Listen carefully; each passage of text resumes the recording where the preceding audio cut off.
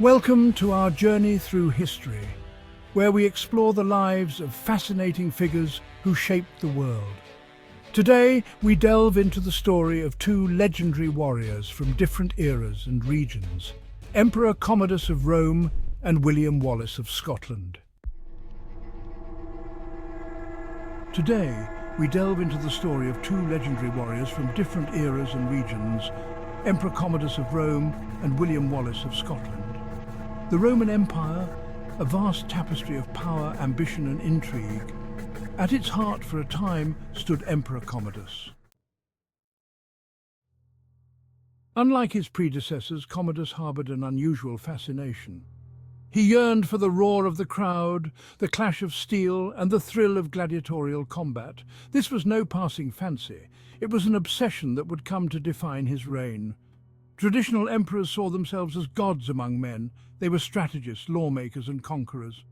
Commodus, however, saw himself reflected in the gleaming eyes of the gladiators. He craved their adulation, their fear, and their respect. He trained relentlessly, honing his skills with the sword and spear. He even entered the arena himself, much to the horror of the Roman elite. Commodus believed his gladiatorial prowess proved his strength and godlike power. He saw himself as Hercules reborn and demanded to be celebrated as a living god. However, his actions alienated the Senate and the Praetorian Guard.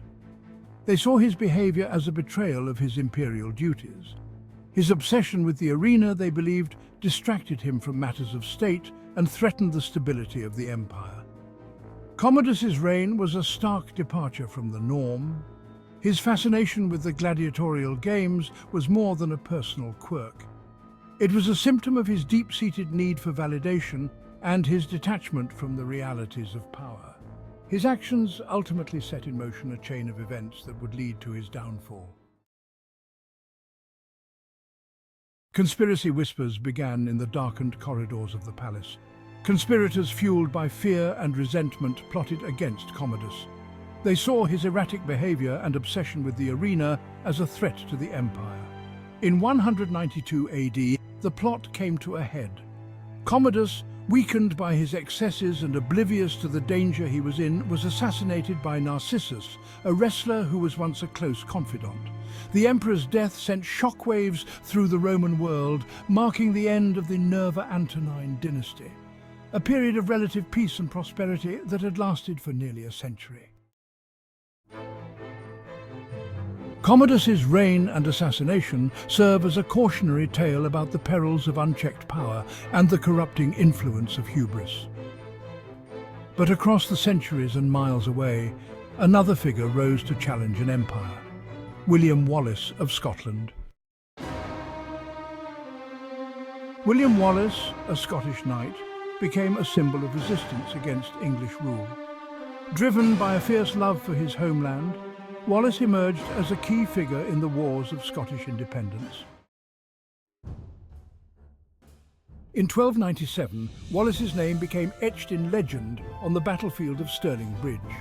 The English army, larger and better equipped, vastly underestimated the Scottish forces.